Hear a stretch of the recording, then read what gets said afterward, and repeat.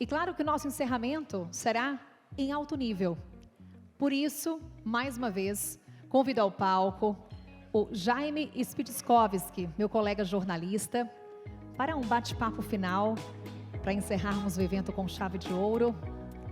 Vai ser um bate-papo com um dos empresários mais requisitados do Brasil, o chairman do BTG Pactual, André Esteves. Por favor.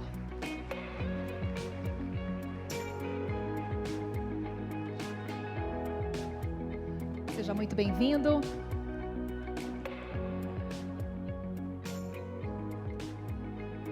Pode ficar à vontade. André Esteves, nessa conversa com o Jaime Spitskovski. Jaime, com você. Muito obrigado, boa tarde a todos. André, muito obrigado pelo privilégio da conversa. Eu queria começar abordando um tema externo para depois a gente entrar nas fronteiras do Brasil. Semana passada, o Federal Reserve, o Banco Central norte-americano, admitiu que pode começar a cortar juros no mês de setembro. Qual seria o impacto dessa medida para a economia americana, para a economia global, para o Brasil e, por fim, para o humor do presidente Donald Trump? Bom, boa tarde, Jaime. Prazer estar aqui com você. João Camargo, parabéns pela mais um evento bem-sucedido da Esfera. Camila, Aninha, prazer estar aqui com vocês. Bom, esse tema de juros, você vê que pelo tom da sua pergunta, ele causa polêmica em qualquer lugar, até nos Estados Unidos, como vocês têm visto, um debate intenso promovido pelo presidente Donald Trump. Então, está aqui o nosso ex-presidente Roberto Campos, aliviado que não está fazendo parte desse debate, mas já viveu isso aqui ao longo da sua carreira. Eu acho o presidente Powell deu declarações na semana passada que eram mais ou menos esperadas pelo mercado. Está acontecendo nos Estados Unidos um leve desaquecimento na economia, o efeito de tarifas ele está acontecendo gradualmente e os números de emprego estão começando a se mostrar um pouco mais softs, um pouco mais suaves, ou seja, está crescendo na margem o desemprego. A economia americana está no pleno emprego. Ora, como a taxa americana está muito acima do nível neutro e muito acima dos outros países G3, notadamente Europa e Estados Unidos, então parece ter todo sentido começar uma queda de juros, que eu acho que vai acontecer, e acho que vai acontecer em setembro. Eu diria até que os mercados estão precificando mais ou menos 50 vezes de corte daqui para o final do ano, e eu acho que vai ser daí para mais, ou seja, ou 3 cortes de 25, que eu acho o caso base, ou, eventualmente, se sair algum dado fraco, pode ser até que o Fed acelere isso. Você está lá com a taxa de juros entre 4,25 e 4,50, e você andar um ponto para baixo parece bem razoável. Isso não tem nada a ver com as pressões do presidente Trump, tem a ver com a boa condição de política monetária, como o Fed tem feito nesse passado recente. O Fed ele errou muito num passado um pouquinho mais distante, durante a pandemia, demorou a reagir à pressão inflacionária, mas eu diria que agora tem feito um bom trabalho e, a meu ver, vai seguir aquilo que é o razoável de seguir e o juro vai realmente cair. A implicação para os Estados Unidos e para o resto do mundo ela é excepcional, né? Historicamente, se você olhar uma série muito longa, taxas de juros caindo nos Estados Unidos ou nas economias centrais, de uma maneira mais ampla, são extremamente positivas para mercados emergentes, onde o Brasil se inclui. Então, bom ambiente para o Brasil.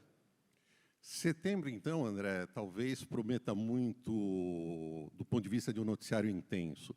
Existe o início da Assembleia Geral da ONU, a abertura da Assembleia Geral da ONU. Como é a tradição, o Brasil faz o primeiro discurso. E o segundo discurso é do presidente americano também, por tradição. Primeiro fala Lula, depois fala Trump. É o momento do embate ou é o momento da conciliação?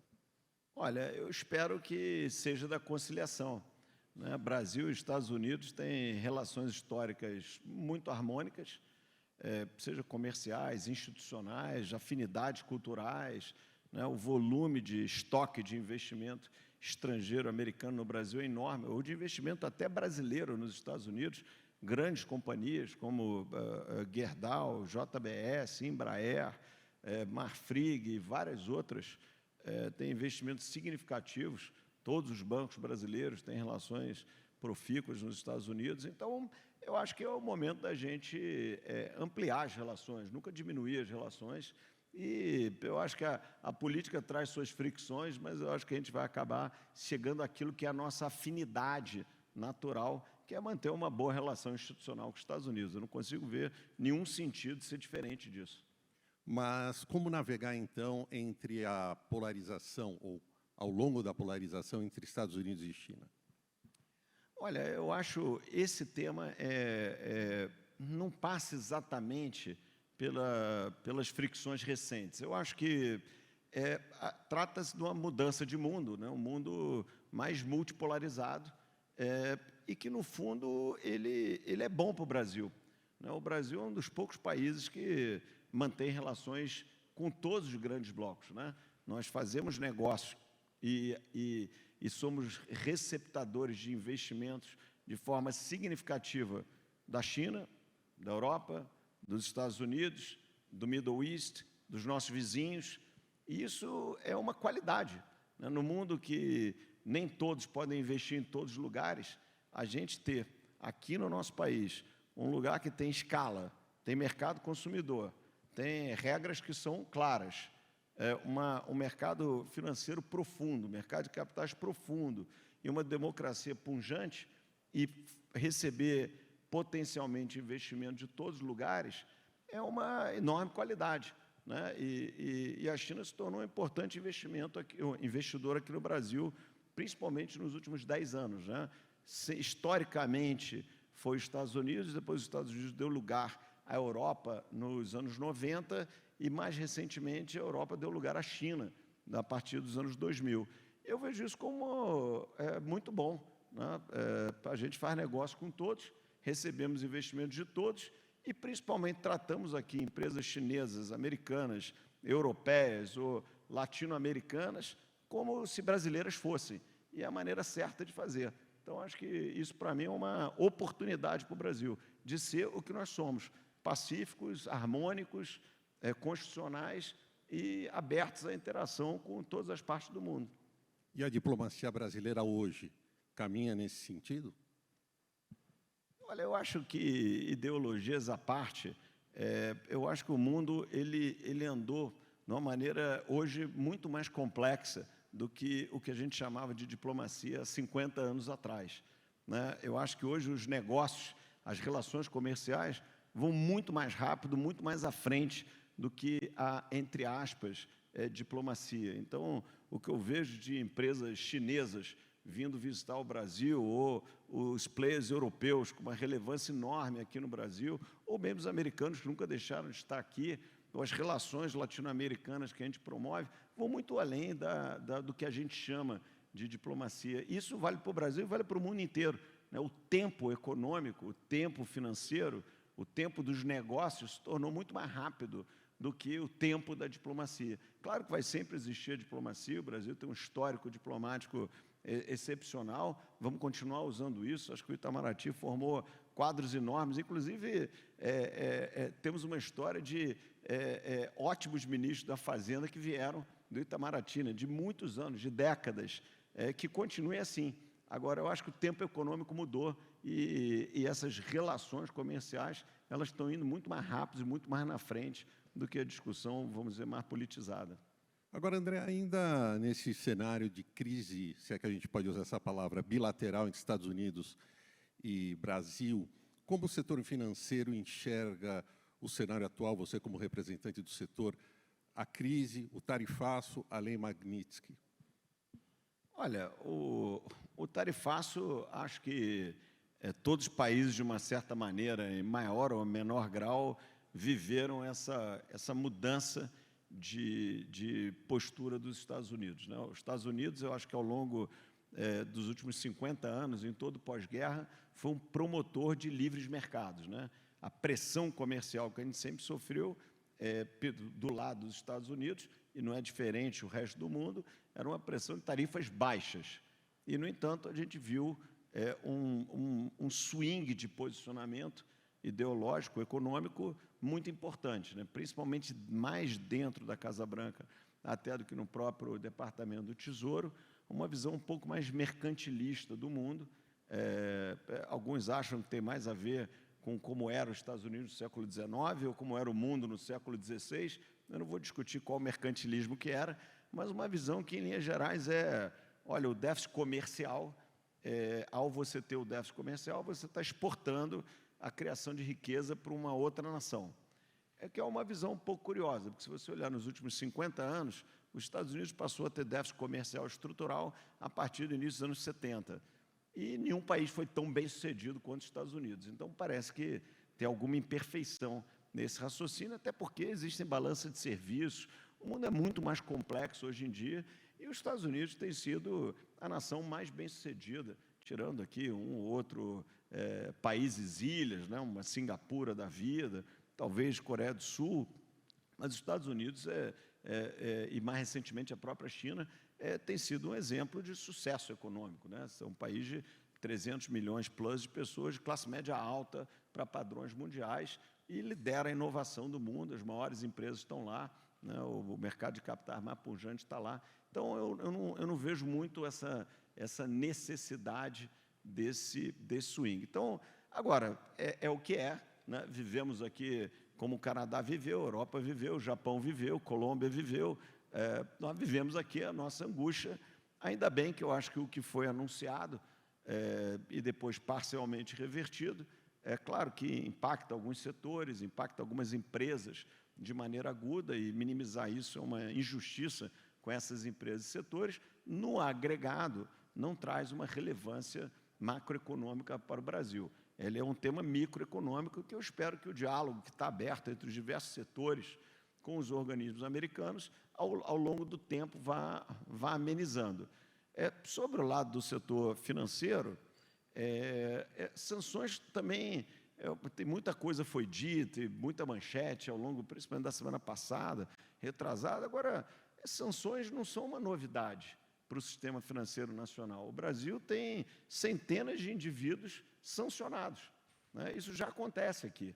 Então, existe a tecnologia de como lidar com isso. Isso funciona desde que foi criada a lei. Os bancos estão preparados para isso e eu não estou vendo nenhuma desarmonia em relação a isso daqui. Eu acho que a gente vai seguir o caminho dentro das regras locais e internacionais, como a gente tem feito. E, como eu disse aqui, não é novidade, né? Tem centenas de indivíduos sancionados aqui no Brasil, portanto, os bancos sabem o que fazer, sabem como é que são as regras, e funciona muito bem. Eu não estou prevendo uma bagunça institucional vindo daí, não. Bom, você acabou de utilizar o verbo prever, não? Do ponto de vista de previsão, percepção 2026, quais as perspectivas para você do ponto de vista político e econômico? Bom, o econômico está mais fácil, porque eu acho que o Banco Central fez um esforço que começou ainda na gestão do presidente Roberto Campos, muito correto e tempestivo, de combate à inflação. Eu acho que a gente vai começar a colher os frutos disso. Então, a gente vai ver, ao longo de 2026, taxas de juros cadentes aqui no Brasil. Então, os números de inflação que se avizinham vão demonstrar tranquilidade, tudo corre para a gente ter um IPCA negativo no mês de agosto, e isso eu acho que vai criar as pré-condições para o Banco Central, do alto da sua tecnicidade, profissionalismo, seu framework institucional e regulatório, começar um processo com a cautela de sempre, mas de normalização da taxa de juros. A taxa de juros no Brasil está muito alta. A gente pode discutir que fazer um outro painel anterior e usar a inteligência do Marcos Pinto, do Marcos Lisboa e do Roberto para debater, e claro, do Isaac também, para debater por que as taxas de juros são tão altas. Mas elas estão muito altas, a boa notícia é que elas vão reduzir. Acho que a inflação vai convergir gradualmente para as metas, né? Aquilo que o mercado hoje já aponta para o horizonte de tempo relevante, que é lá em 2027, nós estamos falando mais ou menos do segundo trimestre de 2027, já está muito próximo do nosso objetivo, que é um objetivo ambicioso e apropriado, que é 3%. É o que a sociedade merece. E eu acho que ele está fazendo certinho. Então, o Banco Central, parte do trabalho sob a liderança do Roberto, parte do trabalho sob a liderança do Galípolo, uma diretoria bem coordenada, seguiu o caminho, fez a transição, e eu acho que muito mérito do Roberto e do Galípolo, essa primeira transição de Banco Central independente, num período difícil, e que a gente vai fazer isso. Mas eu queria fazer um segundo comentário, que tem a ver um pouco com crescimento. Ora, esse ano, ele é o 5º ano que os economistas vão prever um certo crescimento e o Brasil vai surpreender para cima. Não que o crescimento desse ano será mais abaixo do crescimento do ano anterior, claro, a taxa de juros subiu, a política monetária faz o seu efeito, mas se você olhar os últimos 5 anos, a gente sempre veio com um crescimento um pouco acima disso. E por que eu estou trazendo esse assunto? Porque eu acho que esse é o debate que a gente tem que ter. E essa surpresa positiva sobre o crescimento, ela tem uma explicação. Ela não é o bel prazer, o desejo ou do presidente do Banco Central, do presidente da República, ou do ministro da Fazenda, ou dos empresários ou banqueiros. É tudo junto e misturado, mas que tem a ver com uma mudança do framework econômico e institucional do Brasil. A gente, no fundo, se você olhar o Brasil no passado recente, nós fomos um país reformista. Nós fizemos reforma trabalhista, nós fizemos a reforma do BNDES, nós fizemos reforma da Previdência, estamos executando a reforma tributária, nós fizemos uma série de desestatizações importantes, uma série de concessões importantes, e quando você olha o pacote dessas medidas, ele gera uma consequência. A consequência é o crescimento maior, o desemprego menor. É isso que nós estamos vivendo agora no Brasil. O Brasil, para quem não se tocou ainda, nós estamos no all-time low de desemprego. Desde que a série histórica do IBGE é medida, o Brasil nunca teve um desemprego tão baixo. E, por outro lado, isso não está tendo pressão inflacionária. E isso tem a ver com o nosso dever de casa. Porque, às vezes, a gente acha que nós vamos fazer uma reforma e fizemos a reforma da Previdência, 6 meses depois, o Brasil vai sair cantando pneu crescendo. Não é assim que funciona. Mas o acumulado funciona. E o que a gente está vivendo é um pouquinho do potencial disso. De que uma empresa grande, quando se torna privatizada, ela passa a investir 10 vezes mais do que uma empresa estatal antiga. Pelo natural, não é competência nem incompetência, é o desenvolvimento natural. Quando o Estado concede rodovias, portos, ferrovias, etc., a iniciativa privada investe mais rápido e muito mais. Então, tudo isso vai virando crescimento. Então, na hora que a gente disciplina o BNDES, ele segue arrumadinho em emprestar para aqueles setores, para aquelas necessidades, para aqueles bolsões que precisam, mas a taxas mais compatíveis com as taxas de mercado, a gente permite ter juros de equilíbrio neutro mais baixos. Então, a gente tem que continuar nesse processo de aperfeiçoamento da nossa infraestrutura econômica e institucional, que isso sim que vai virar crescimento. Para encerrar a sua pergunta e não fugir da parte política, o que eu acho que a gente vai ter ano que vem é processo democrático normal. O Brasil é uma democracia pujante, segue a dinâmica no conceito mais filosófico possível das sociedades abertas, e vamos ter uma eleição ano que vem igual às que nós tivemos, a disputa legítima política, pode ter alternância de poder ou não, mas o vencedor do processo democrático é sempre a sociedade. Então, não vai ser diferente no ano que vem. Sem riscos de turbulência. Olha, a volatilidade sempre existe, mas define o que é assim, turbulência, né? Se você olhar o que teve de manchetes de jornal ao longo desses últimos meses, sobre todos os aspectos, é enorme, né? E se você olhar dos últimos 10 anos, esse year-to-date do Brasil é o período de menor volatilidade nos mercados financeiros da história, dos últimos 10 anos. Então, para mim, não estamos com turbulência. Para concluir, infelizmente, a gente se aproxima do final, André, eu queria voltar ao tema investimentos. Cenário de investimentos para 2026. Como é que você descreveria? Olha, mais ou menos como eu falei aqui. Eu acho que o Brasil é um país profícuo em oportunidade de investimentos, né? Eu acho que quem sabe investir aqui consegue tirar retorno, consegue construir histórias maravilhosas, várias passaram por aqui. Então, eu acho que o Brasil tem oportunidade de investimento para todos os lados, né? Se você vê, inclusive, o volume de investimento em infraestrutura no Brasil está num nível alto. E eu acho que vem mais coisa pela frente, pelo tamanho de concessão que tem por aí, e a gente tirou essa coisa da ideologia da frente, né? Hoje, acho que o governo pode ser mais à esquerda, mais à direita, mas todo mundo defende a participação do setor privado, seja em PPPs, ou em concessões, ou mesmo em privatizações. Então, eu estou vendo um ambiente para o investimento, juro caindo, juro global caindo, a moeda com baixa volatilidade. Então, o ambiente para o investimento está ficando bom e está ficando melhor ainda. Então, acho que vai continuar assim e quem investir aqui, eu tenho certeza que vai ganhar dinheiro se for principalmente bem assessorado.